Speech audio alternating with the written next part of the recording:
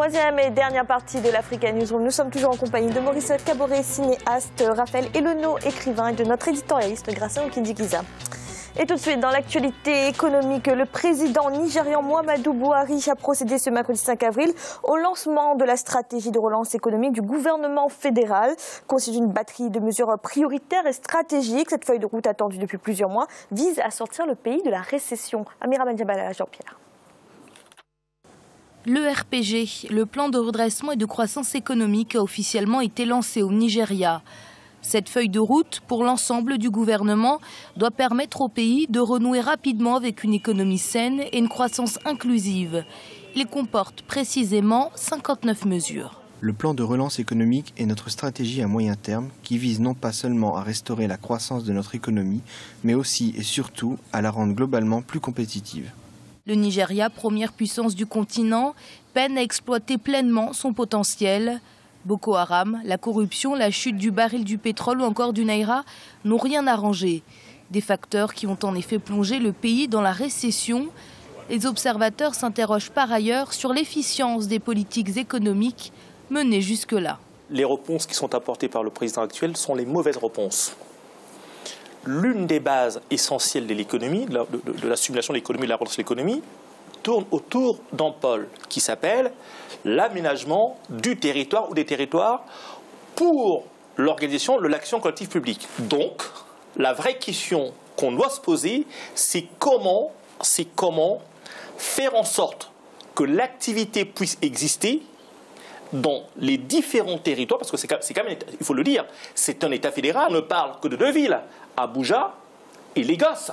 Le RPG sonne comme la dernière chance du Nigeria. 12 mesures prioritaires ont été identifiées. Parmi elles, l'assainissement du secteur industriel, la réorientation des fonds vers des programmes à fort impact social et le développement des infrastructures. Gracien, c'est une feuille de route assez ambitieuse. Ça vise à renouer l'économie et la croissance avec une projection de 7% à l'horizon 2020. Qu'est-ce que vous en pensez ? Je pense qu'il n'y a pas toutes les mesures qui doivent permettre, disons, vraiment atteindre cette croissance, parce que le Nigeria passe à côté des outils qui sont indispensables pour une relance d'un pays, d'une économie d'un pays. Dans toutes les mesures au Nigeria, il y a beaucoup, on oublie beaucoup la classe, je ne dirais pas moyenne, mais la classe basse, les gens qui n'ont pas beaucoup de revenus. On voit bien la classe moyenne qui se développe, qui s'enrichit. Donc, c'est-à-dire qu'il y a peu de gens qui consomment, parce que la classe moyenne, dès qu'elle commence beaucoup à s'enrichir, elle va beaucoup épargner ou elle va faire autre chose que dépenser. Or, le Nigeria a besoin des gens qui consomment, des gens qui dépensent. Il y a beaucoup de pauvres. C'est un pays qui produit beaucoup, qui a beaucoup de richesses, mais qui n'arrive pas à répartir les revenus au niveau des citoyens pour que les citoyens consomment localement. Deuxième chose, c'est que le Nigeria, on a l'impression que c'est un petit État. C'est un pays qui n'est pas connu dans les autres pays. Le président nigérien, il ne voyage pas. On ne le voit pas dans d'autres pays pour faire la promotion de l'industrie nigériane. Ils produisent beaucoup de choses au Nigeria, même au niveau de l'industrie. Mais on ne va pas les vendre ni au Gabon, ni au Congo, ni en Tanzanie, parce que les gens ne le savent pas. On voit le président nigérian, il reçoit très peu de présidents africains. Donc, il y a peu de relations. Ce n'est pas comme, par exemple, le roi du Maroc qui sillonne beaucoup de pays africains pour vendre pour la prospérité de son économie. Or, le Nigeria s'enferme et du coup, enferme, étouffe son économie. Il ne peut pas y avoir une économie qui se redresse sans vendre à l'étranger et aussi sans développer localement la consommation locale. Alors, est-ce que vous pensez que le Nigeria pourra garder, en tout cas, est-ce que le Nigeria a les moyens de garder sa place de leader sur le continent? Alors là, il y a un problème. Le Nigeria profite du malheur de l'autre. L'autre, c'est l'Afrique du Sud qui chute. Déjà avec sa monnaie, avec aussi beaucoup de problèmes, de troubles au niveau, disons, politique, et, disons, un manque de volonté des citoyens vraiment de développer le pays avec Zuma. Et le Nigeria peut perdre la première place parce qu'il y a un autre pays qui se développe aussi, c'est au niveau disons, de l'économie africaine, c'est l'Égypte. L'Égypte aussi qui prend sa place, éventuellement qui pourrait, disons, déroger le Nigeria à la première place. Toujours, il faudra voir si le Nigeria va vraiment s'ouvrir aux autres pays et aussi si, éventuellement, s'il y a la reprise disons, de l'économie mondiale pour que le pétrole soit encore demandé.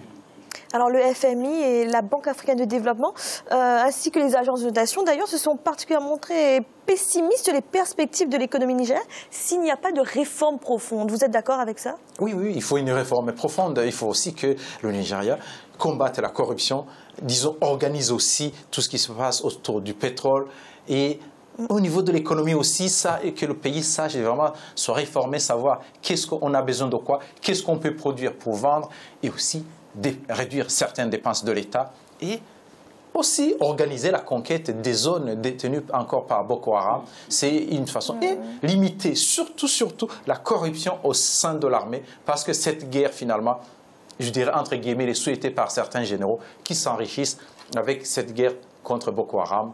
En détournant l'argent destiné aux militaires à l'achat des armes. Alors vous parliez de l'industrie du pétrole. L'un des axes de ce programme, c'est d'accentuer l'assainissement du secteur industriel et notamment celui de la production de pétrole. C'est sur la bonne voie? Il y avait les bons signes au début, mais on a l'impression que le président Barry commence à se fatiguer ou éventuellement son équipe commence à dire « Attendez, nous aussi on a besoin de manger comme les autres ». Il y a peu d'engouement, ce n'est pas comme au début. Aujourd'hui, vraiment, on voit des signes de frémissement. Je pense qu'il ne pourra pas atteindre les objectifs qui s'est fixés de lutter contre. Est-ce que c'est aussi en rapport avec l'insécurité dans le delta du Niger? Pas nécessairement, pas nécessairement. Disons, il y a certains qui peuvent en profiter, mais l'insécurité, c'est à part, c'est autre chose. Ça n'a rien à voir avec le domaine de l'insécurité. Oui. Oui, personnellement, moi, je me suis toujours méfié des chiffres de croissance des pays africains, parce que, comme il vient de le dire, le Nigeria aurait pu être une très grande puissance, très grande puissance. Mais s'ils n'arrivent pas à écouler leurs produits à l'extérieur, moi, c'est la question que je me pose toujours. Ouais. Parce que quand vous voyez dans d'autres pays d'Afrique, vous entendez, la croissance cette année sera à plus 5, vous avez même des croissances à 2 chiffres. Et on se demande où est-ce qu'ils vont chercher ça, alors que nous ne fonctionnons pas. Nous ne fonctionnons pas comme les grandes puissances qui créent des richesses, qui les vendent. Nous avons même des richesses énormes. Nous avons des richesses énormes. Sauf que ce n'est pas nous-mêmes qui les gérons. Et puis quand on prend l'exemple du delta du Niger, c'est un endroit où j'ai personnellement été plusieurs fois. Et en 2012, j'avais sorti un ouvrage qui était intitulé « Africa, lève-toi et marche ». Et je parle beaucoup du delta du Niger parce que j'ai vécu des situations de misère épouvantable où je voyais des gens descendre dans l'eau, dans le fleuve et ramener du sable dans les seaux. Et ils le vendaient à moins $1. Les gens vivent avec moins $1 la journée. Et j'ai vécu des scènes pathétiques aussi en tant que navigant, parce que je travaillais pour une compagnie aérienne. Et souvent, on allait à Port-Harcourt et on revenait le lendemain. Et à midi, on faisait une espèce de barbecue. Et il fallait voir toute cette population qui venait s'accumuler au niveau de la grille. Et le commandant de bord nous disait de ne pas aller leur donner un grain de riz. Mais c'était insupportable. Surtout en tant qu'Africain, moi qui suis né en Afrique, j'ai grandi en Afrique, je connais ce que c'est la misère. Manger devant tant d'yeux, tant de bouches qui vous regardent, vraiment c'était une misère épouvantable. Donc on aura beau prendre ce genre de mesures, il y a peut-être une volonté politique derrière, mais comme il disait, les équipes tout autour, eux, ils sont à la mangeoire, et quand ils sentent leur gâteau menacé, je crois que c'est pas souvent un bon signe. Merci. Dans l'actualité également, le Kenya se tourne de plus en plus vers l'énergie solaire. La plus grande centrale d'Afrique de l'Est se trouve d'ailleurs à Garissa, dans le nord du pays. Pour les ménages, l'avantage est avant tout financier. Avec les panneaux solaires, les coûts sont réduits de moitié. Clément Joël soit là. Les Kenyans utilisent de plus en plus les panneaux solaires pour s'alimenter en électricité. Dans les centres commerciaux, les lieux résidentiels, les rues et les fermes, le solaire devient une alternative aux difficultés de couverture énergétique du pays et au coût élevé de l'électricité. De nombreuses entreprises spécialisées dans la commercialisation et l'installation de plaques solaires voient le jour dans le pays et se font de bonnes affaires. Pour l'utilisation de l'énergie solaire, les constructeurs et tout le monde s'assurent d'installer un système solaire au moment de la construction. Cela a donc profité aux entreprises solaires au Kenya et nous a permis de développer nos affaires. En même temps, cela ne veut pas dire que nous commençons à fournir des services de qualité médiocre. Nous garantissons toujours à nos clients un service de bonne qualité. Les sources énergétiques kenyanes sont essentiellement hydroélectriques et géothermiques. Leur coût élevé se répercute sur les factures mensuelles des consommateurs. Certains Kenyans estiment qu'à terme, les panneaux solaires réduisent de près de moitié les coûts de l'électricité. Fondamentalement, c'est un produit très économique en énergie que nous avons parce que nous sommes en mesure d'avoir de l'eau chaude tout au long de la journée et aussi dans la nuit en fonction de l'utilisation. Nous n'avons besoin d'aucune autre source d'énergie. Nous avons toujours de l'eau chaude. Le temps qu'il faut pendant la journée est suffisamment pour la lessive, le nettoyage et aussi pour les salles de bain. Récemment, la Commission de réglementation de l'énergie du Kenya a exigé aux promoteurs immobiliers l'installation de chauffe-eau solaire dans les bâtiments fortement habités. Le gouvernement kenyan veut également lancer un projet de 150 millions de dollars en 2017 pour la couverture en énergie solaire des marchés, écoles, magasins et des localités du pays non encore électrifiées. Gracia, quels sont les avantages de l'énergie solaire pour un pays comme le Kenya? Alors pour le Kenya, déjà on parle du coût de l'électricité qui est très élevé, ça va être réduit de moitié. C'est un pays qui a des problèmes de transport d'électricité parce qu'ils ont des villes mal construites, mal conçues et la distribution de l'électricité se passe avec les poteaux qui sont, avec les fils qui sont mal entretenus, donc c'est mal entretenu. L'énergie solaire, avec l'énergie solaire, c'est que chacun, c'est assez, disons, personnalisé. Chacun sur sa maison, il installe les panneaux solaires. Tout ce fait, il a l'électricité de chez lui, il n'y a pas de transport, il n'y a pas de perdition. Donc cela veut dire que chacun produit chez lui ou une zone assez limitée. Ce qui fait qu'il y a beaucoup d'autonomie au niveau du solaire. Il y a beaucoup de soleil dans la zone au Kenya. Mais l'inconvénient du soleil, c'est que déjà, on ne peut pas conserver l'électricité avec les batteries qui s'usent assez rapidement. Et il y a aussi l'entretien parce que de plus en plus, ça demande beaucoup d'attention, pas de moyens, mais d'attention, ce que les gens ne peuvent pas faire. Et aussi, c'est de l'électricité qui n'est pas contrôlée par l'État, donc ça, il peut y avoir des problèmes aussi pour certains. Alors cet accent mis sur l'énergie solaire, est-ce que ça veut dire qu'il y a une prise de conscience de l'importance des énergies propres en Afrique en ce moment? Oui, il y a une prise de conscience, surtout dans la partie de l'Afrique de l'Est. À l'Afrique de l'Est, on va jusqu'à l'Éthiopie.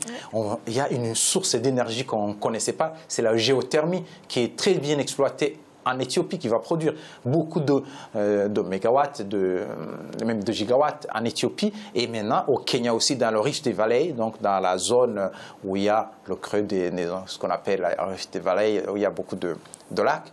Donc, il y aura beaucoup d'électricité qui va être produite dans cette zone. Et aussi, il y a le soleil, les éoliennes aussi, les Kenyans en font. De cette façon, on peut s'affranchir de certains, disons, groupes électrogènes qui fonctionnent avec le diesel. Ça consomme beaucoup, ce n'est pas écologique. Mais il faudra aussi concevoir de petites unités pour que les paysans, les gens de la campagne aient aussi de l'électricité.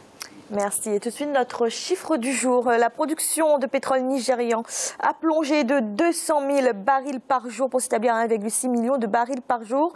Le ministère n'a pour l'instant pas fourni les raisons expliquant cette baisse, mais en 2016, la production d'or noir du pays avait été plombée de manière significative en raison d'attaques sur les infrastructures dans le delta du Niger. Raphaël Elono, alors on en parlait tout à l'heure du delta du Niger. La production de pétrole nigérian baisse. Alors une des raisons serait possiblement les attaques qui ont lieu dans la région du delta du Niger. Est-ce que cette situation sécuritaire, vous l'avez remarqué? Oui, absolument. Oui.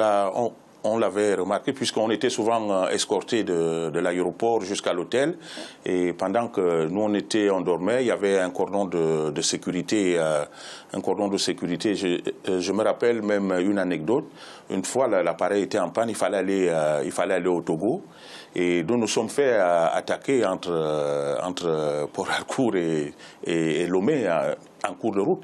Mais ce qui nous a sauvés, c'est parce qu'on avait des vêtements et puis bon, ça devait être des amateurs parce que bon, nous n'étions pas armés, mais nos tenues, ils les ont confondues avec des tenues de gendarmes ou de militaires, je ne sais pas. Et il y a un d'eux qui a dit non, c'est des gens qui sont armés. Ils sont des militaires et ils se sont enfuis dans la nature. Sinon, on perdait la vie. C'est une zone très, très, très instable. Et ce n'est pas étonnant que là-bas, qu'il y ait ce genre de situation. Merci. C'est à présent la fin de cette émission et de cette semaine consacrée à la République démocratique du Congo. La semaine prochaine sera consacrée au Green Business. Maurice Kaboré, merci d'avoir été avec nous. C'est moi. Je vous remercie.